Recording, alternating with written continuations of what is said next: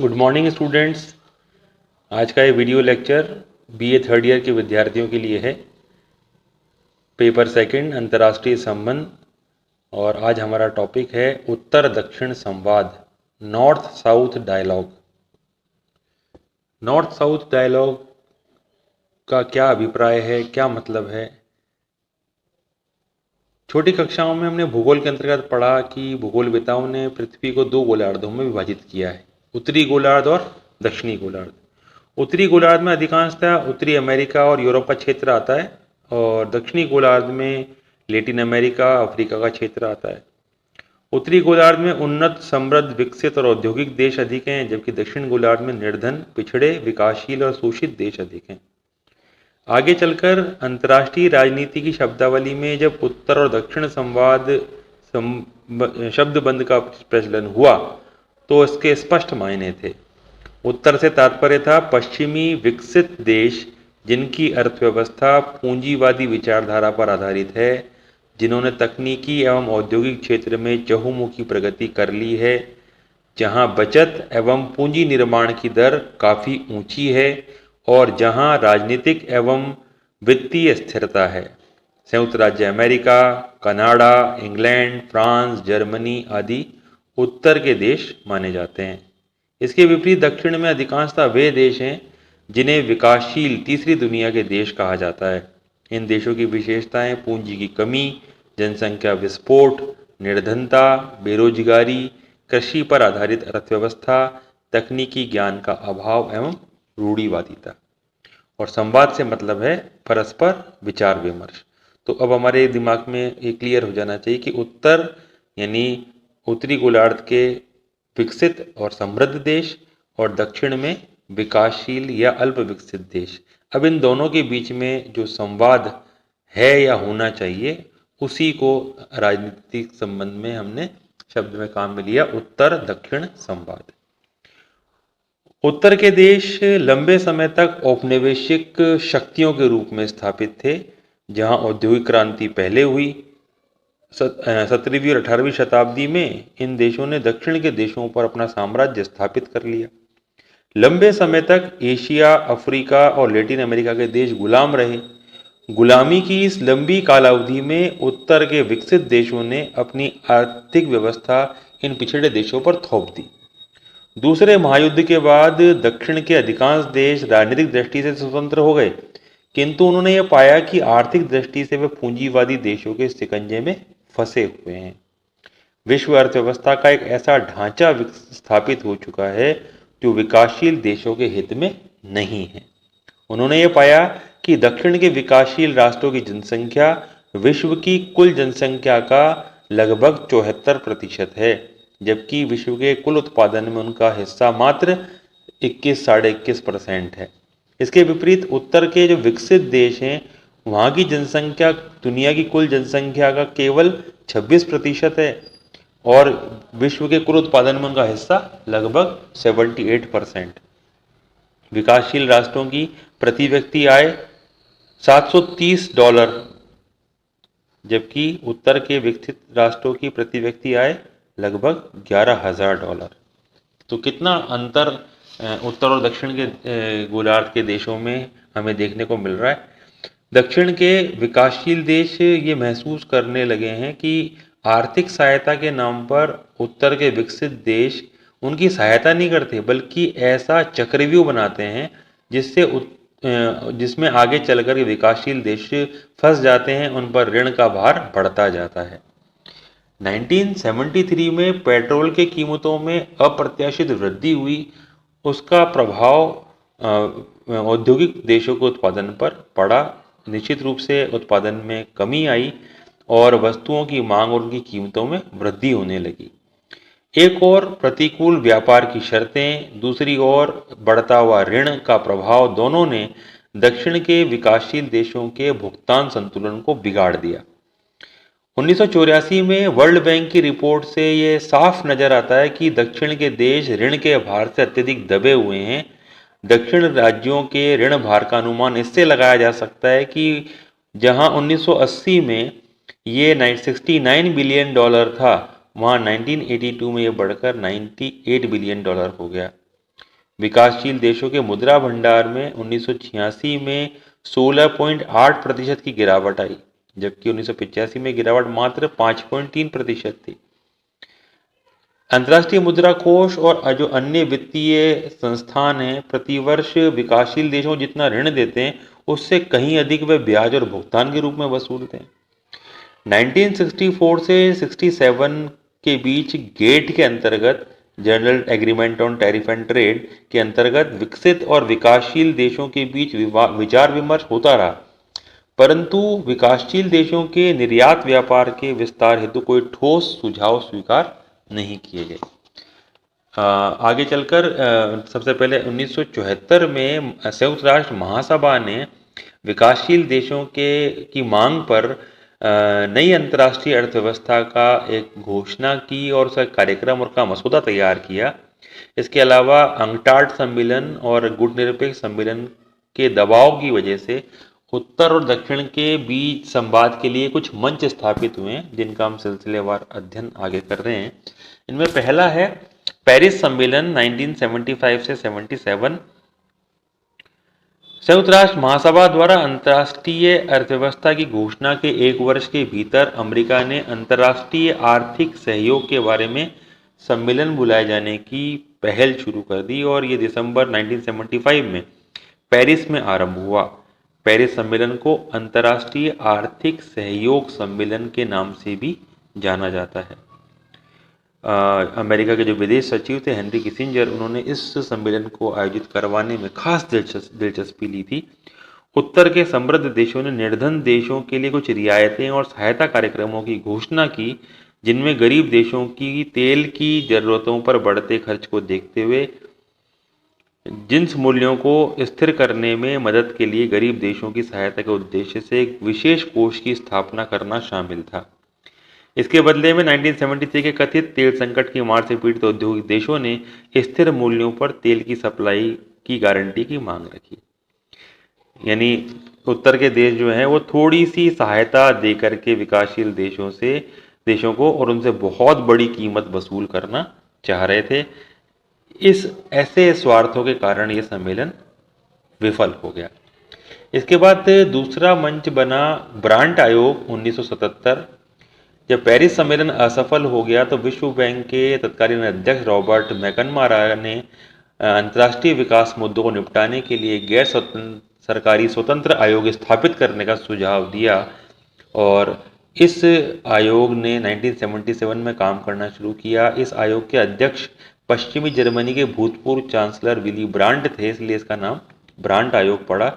इस आयोग ने 2 रिपोर्ट प्रस्तुत की हैं। इन रिपोर्ट्स के जो टाइटल हैं वो है ए प्रोग्राम फॉर सर्वाइवल और कॉमन क्राइसिस। इसके अतिरिक्त ये प्रमाणित दस्तावेज परस्पर निर्भरता के प्रसिद्ध सिद्धांत के लिए भी जाना जाता है, जिसमें विकसित और विकासशील देशों की परस्पर निर्भरता का विश्लेषण है। ब्रांट आयोग ने उत्तर दक्षिण संवाद पर जोर देते हुए निम्नलिखित मुद्दों पर सुझाव दिए। पहला वस्तु व्यापार, दूसरा विकासशील देशों के लिए विदेशी कर्जे, तीसरा अंतर्राष्ट्रीय मुद्रा सुधार, चौथा टेक्नोलॉजी हस्तांतरण, पांचवा बहुराष्ट्रीय निगम, छठा समुद्री कानून और बहुउद्देशीय व्यापार। तीसरा मंच बना कानकुन सम्मेलन 1981। मैक्सिको के राष्ट्रपति की पहल पर भारत सहित 22 देशों ने मैक्सिको के कानकुन शहर में उत्तर दक्षिण संवाद के लिए अमीर गरीब राष्ट्रों का एक लघु शिखर सम्मेलन आयोजित किया। इस बैठक का उद्देश्य अमीर गरीब देशों के मसलों पर अंतर्राष्ट्रीय विचार विमर्श के लिए उचित वातावरण बनाना और उस विचार विनिमय के रास्ते की अड़चनें समाप्त करना था। विकासशील देशों ने इस बात पर जोर दिया कि विश्व बैंक और अंतर्राष्ट्रीय मुद्रा कोष के ढांचे में व्यापक परिवर्तन किया जाए ताकि बदली परिस्थितियों में वे अपने दायित्व का अच्छी तरह पालन कर सकें। इस प्रस्ताव का अमीर देशों ने कड़ा विरोध किया और प्रस्ताव स्वीकार नहीं किया। इस शिखर वार्ता में खाद्यान्न, भुखमरी, कृषि विकास, व्यापार व ऊर्जा पर भी विस्तार से विचार किया गया। कानकुन की समाप्ति पर नई अंतर्राष्ट्रीय व्यवस्था के संदर्भ में कोई घोषणा नहीं की गई। गरीब और अमीर देशों के बीच विश्व वार्ता के अगले कदम के संबंध में नेताओं के बीच सहमति नहीं हो पाई। इसके बाद चौथा हमारा जो मंच है वो है उरुग्वे वार्ता 1986 से 93, गेट समझौता जिसे हम कहते हैं। General agreement on tariff and trade और विश्व व्यापार संगठन WTO। दूसरे महायुद्ध के बाद अस्तित्व में आई अंतर्राष्ट्रीय व्यापार व्यवस्था मुख्यतः तटकर और व्यापार से संबंधित सामान्य समझौते के प्रावधानों द्वारा संचालित होती थी, जिसको हम गेट कहते हैं, journal agreement on tariff and trade. विश्व स्तरीय व्यापार के संबंध में नियम बनाने का कार्य गेट संस्थान द्वारा किया जाता है। गेट का मुख्य उद्देश्य प्रशुल्क दरों को न्यूनतम करना तथा अंतर्राष्ट्रीय व्यापार के विकास में आने वाली कठिनाइयों का निराकरण करके पारस्परिक लाभ वाले लक्ष्यों को प्राप्त करना है। गेट की स्थापना से लेकर अब तक 8 बहुपक्षीय व्यापारिक सम्मेलन हो चुके।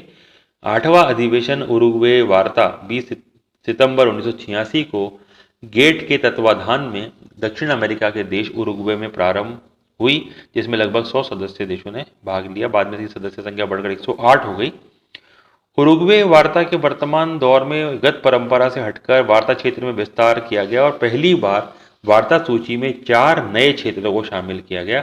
पहला, व्यापार से संबंधित निवेश उपाय, trade related aspects of investment measures, TRIMS. दूसरा, बौद्धिक संपत्ति अधिकार के पहलुओं से संबंधित व्यापार, trade related aspects of investment property rights, trips. तीसरा, सेवाओं में व्यापार, ट्रेड इन सर्विसेज। और चौथा, कृषि, एग्रीकल्चर। ये 4 नए क्षेत्र इस उरुग्वे वार्ता के दौर में शामिल किए गए। उरुग्वे चक्र में 5 वर्ष के वार्ता दौर के पश्चात भी किसी सर्वसम्मत परिणाम पर पहुंचने में असफल होने पर गेट के महानिदेशक आर्थर डंकल ने 20 दिसंबर 1991 को 108 सदस्यीय गेट के भावी स्वरूप पर 500 पृष्ठ के अपने प्रस्ताव रखे और उन्होंने अपने प्रस्ताव में इस बात पर जोर दिया कि विकासशील देशों की जो स्थिति है उसमें वो केवल व्यापार तक सीमित नहीं है। जो डंकल प्रस्ताव है वो केवल व्यापार तक सीमित नहीं है, बल्कि इसमें कृषि सब्सिडी, बौद्धिक संपदा अधिकार, पेटेंट, कॉपीराइट, ट्रेडमार्क, विदेशी निवेश उपाय और सेवाओं को भी शामिल कर लिया गया। इस प्रस्ताव में विकासशील देशों की मांगों और आवश्यकताओं पर अधिक ध्यान नहीं दिया गया, केवल विकसित देशों के व्यापार, प्रसार तथा हितों को ही आगे बढ़ाने की चेष्टा की गई। 15 दिसंबर 93 को विश्व के 117 देशों के प्रतिनिधियों द्वारा सर्वसम्मति से नए व्यापार एवं तटकर सामान्य समझौते को स्वीकृति प्रदान कर दी गई। यह समझौता 1995 से लागू हो गया। इस समझौते के तहत एक नया विश्व व्यापार संगठन गठित किया गया। गेट की तुलना में अधिक शक्ति संपन्न प्रभावी संगठन के रूप में विश्व व्यापार संगठन की स्थापना 1 जनवरी 1995 को की गई। विश्व व्यापार संगठन विभिन्न परिषदों तथा समितियों के माध्यम से अंतर्राष्ट्रीय व्यापार संबंधों से जुड़े उन 28 समझौतों को लागू करता है, जिन्हें उरुग्वे दौर की वार्ता में शामिल किया गया और 1995 में मोरक्को के मराकश में पारित किया गया था।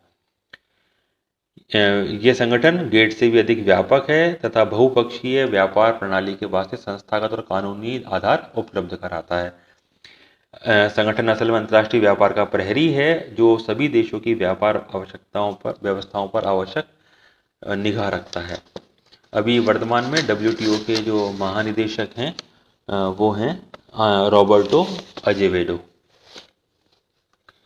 विश्व व्यापार संगठन का सम्मेलन प्रति 2 वर्ष में होता है। प्रथम सम्मेलन सिंगापुर में आयोजित हुआ था और 2017 में सम्मेलन ब्यूनस आयर्स अर्जेंटीना में हुआ। उसके बाद 2019 का ये सम्मेलन इसका प्रस्तावित था, परंतु कोविड की वजह से ये कजाकिस्तान में होना था, लेकिन कोविड की वजह से ये सम्मेलन नहीं हो सका। अगला हमारा जो बिंदु है इसके ऊपर वो है पृथ्वी सम्मेलन। रियो डी जेनेरो ब्राज़ील में आयोजित पृथ्वी शिखर सम्मेलन उत्तर और दक्षिण के देशों में पर्यावरणीय मुद्दों को लेकर मतभेद का एक महत्वपूर्ण नज़ारा प्रस्तुत करता है। विकसित देश मानते हैं कि गरीबी और जनसंख्या विस्फोट के कारण ही पृथ्वी की हालत हुई है, लेकिन दक्षिण के गरीब देशों का मानना है कि उनके पास अभी भी उष्णकटिबंधीय घने जंगल हैं और उन्हें अंदेशा भी है कि अपनी बढ़ती जनसंख्या का पेट भरने के लिए वे इन जंगलों का सफाया कर सकते हैं। विकासशील देशों के अनुसार पश्चिमी देशों की बेलगाम फिजूल खर्ची से ही पृथ्वी प्रदूषित हुई। ऊर्जा के स्रोतों के अति दोहन को वे पर्यावरण प्रदूषण का प्रमुख कारण मानते हैं। तो रियो सम्मेलन में प्रमुख ऐसे 6 मुद्दे उभर कर आए जिन पर लेकर के उत्तर और दक्षिण के देशों में मतभेद था, जिनमें पहला ग्रीन हाउस गैस उत्सर्जन, दूसरा वन, तीसरा जनसंख्या, चौथा तकनीकी हस्तांतरण, पांचवा पैसा और छठा पर्यावरण विनाश। यानी ये दोनों एक दूसरे पर आरोप लगाते हैं। उत्तर के देश कहते हैं कि दक्षिण के देशों के पास अच्छी तकनीक नहीं है, इसलिए वहाँ पर ग्रीन हाउस उत्सर्जन ज़्यादा होता है। जबकि जो विकासशील देश हैं उनका मानना ये है कि ये लोग पहले से औद्योगिक क्रांति इनके देशों में पहले हुई, तो ये इन्होंने पहले से ही प्रदूषण इतना कर दिया कि पृथ्वी की हालत इतनी गंभीर स्थिति में पहुंच गई है। ऐसे ही वनों को लेकर के, जनसंख्या को लेकर के, तकनीकी हस्तांतरण को लेकर के, पैसे को लेकर के भी, पर्यावरण विनाश को लेकर के भी इन दोनों गोलार्ध के देशों में मतभेद देखने को हमें मिलता है। तो रियो में 3 जून से 14 जून 92 तक चला ये सम्मेलन जो है उसने कुछ 3 दस्तावेज इसमें तैयार किए गए। उसमें एजेंडा 21 आगामी शताब्दी के लिए विकास और पर्यावरण सुधार योजना, दूसरा 27 सूत्रीय रियो घोषणा पत्र और तीसरा विश्व के वनों के संरक्षण संबंधी वक्तव्य प्रमुख उपलब्धियां। तो ये कुछ मुद्दे पर्यावरण से संबंधित जो है वो यहाँ पृथ्वी सम्मेलन से इनके बीच में उभर करके सामने आए। इसके बाद छठा हमारा जो मंच है वो है G8, जो विकसित देशों का समूह है G8। इसकी जो बैठक है 2003 में हुई और फ्रांस इसका मेजबान था और फ्रांस ने भारत सहित 1 दर्जन विकासशील देशों को इसमें पहली बार 2003 में आमंत्रित किया। इस नई पहल से विश्व की आर्थिक समस्याओं पर बातचीत का अवसर मिला। इसकी निश्चयी जरूरत भी थी, जैसा कि भारत के तत्कालीन प्रधानमंत्री वाजपेयी जी ने कहा था कि इस बार एक मंच पर आने से लगता है कि विश्व का प्रतिनिधित्व करने वाला एक संगठन खड़ा हो गया है। आज की दुनिया में साथ चलने में ही सबका भला है। G8 का जो सेंट पीटर्सबर्ग सम्मेलन 2006 था, उसमें भारत, चीन, ब्राज़ील, मैक्सिको और दक्षिण अफ्रीका को विशेष रूप से आमंत्रित किया गया। यानी कहने का मतलब ये है कि विकसित देशों ने इस बात को ये महसूस कर लिया कि बिना विकासशील देशों को साथ लिए विश्व का विकास नहीं किया जा सकता है और पारस्परिक निर्भरता है। आज उत्तर के देशों को बाजार की आवश्यकता है, संसाधनों की आवश्यकता है। दक्षिण के पास संसाधन बहुत हैं लेकिन उनके पास तकनीकी नहीं है। तो इस जो एक कह सकते हैं ये समझ दोनों गोलार्धों के बीच में स्थापित हो रही है और G8 इसका एक उदाहरण बना है, जहाँ पर इन्होंने विकासशील देशों को आमंत्रित करना शुरू किया और विकासशील देशों के साथ वार्ता प्रारंभ हुई है। निश्चित रूप से ये एक सही दिशा की ओर आगे बढ़ेगी। 7वां हमारा बिंदु है G20। G20 का गठन 1999 सितंबर में हुआ था। ये संगठन विश्व की सबसे चुनिंदा अर्थव्यवस्थाओं वाला संगठन है जो हर आधार पर विश्व वित्तीय एवं मुद्रा व्यवस्था तथा व्यापार में सबसे महत्वपूर्ण भूमिका अदा करते हैं। ये संगठन में G8 के 8 देशों के अलावा भारत, ब्राज़ील, ऑस्ट्रेलिया, चीन, इंडोनेशिया, मैक्सिको, अर्जेंटीना, दक्षिण अफ्रीका, दक्षिण कोरिया, टर्की, सऊदी अरेबिया और यूरोपीय संघ को भी शामिल किया गया है। ये 99 में जब स्थापित हुआ तो उसका पहला अध्यक्ष जो है वो कनाडा के पॉल मार्टिन को बनाया गया था और अभी G20 के जो अध्यक्ष हैं वो इसका जो 2018 में जो सम्मेलन हुआ है वो ब्यूनस आयर्स अर्जेंटीना में हुआ था। 2019 का सम्मेलन ओसाका जापान में हुआ और 2020 का सम्मेलन नवंबर 2020 में रियाद सऊदी अरेबिया में प्रस्तावित है। देखते हैं कोविड को देखते हुए ये सम्मेलन ऐसा हो पाता है या वेबिनार के रूप में आयोजित होता है।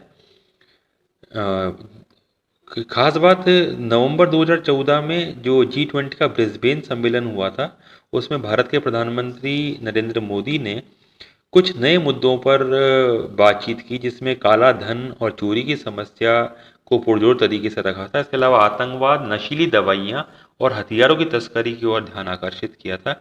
इसके अलावा विश्व बैंक और अंतर्राष्ट्रीय मुद्रा कोष में आवश्यक ढांचागत सुधार और मौद्रिक संकटों से निपटने के लिए उपाय करने पर जोर दिया था।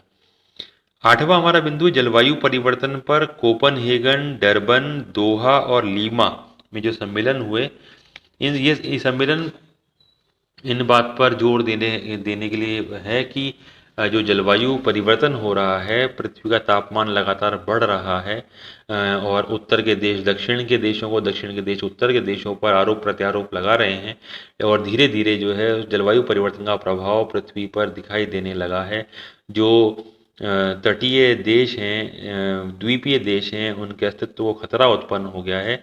इसको लेकर के जो समय समय पर ये जलवायु परिवर्तन में सम्मेलन हो रहे हैं, हालांकि किसी प्रामाणिक कह सकते हैं हम कार्यवाही पर अभी तक ये सहमत नहीं हो पाए हैं, परंतु लगातार संवाद हो रहा है, और कुछ देश जो है कुछ कह सकते हैं हम लोग गंभीरता से, संवेदनशीलता से कार्य करने का प्रयास भी कर रहे हैं।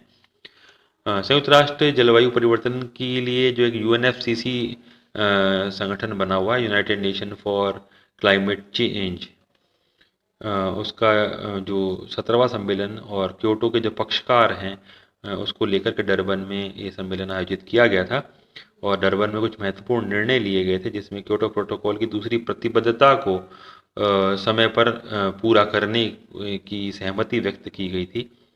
इसके अलावा दोहा में जो 2012 में जलवायु परिवर्तन में सम्मेलन हुआ, उसमें क्योटो प्रोटोकॉल की दूसरी प्रतिबद्धता अवधि, जो कि विकासशील देशों की प्रमुख मांग थी, को क्रियाशील बनाने के लिए संशोधित किया गया। 2014 में जो लीमा पेरू में सम्मेलन हुआ जलवायु परिवर्तन पर, उसमें लीमा कॉल फॉर क्लेरिमेंट एक्शन प्रकाश में आया। इसके अलावा पेरिस में भी 2015 में जलवायु परिवर्तन पर सम्मेलन हुआ। इस सम्मेलन में 21वीं कॉन्फ्रेंस में जो एक ऐतिहासिक समझौते पर अपनी स्वीकृति 196 देशों ने दी।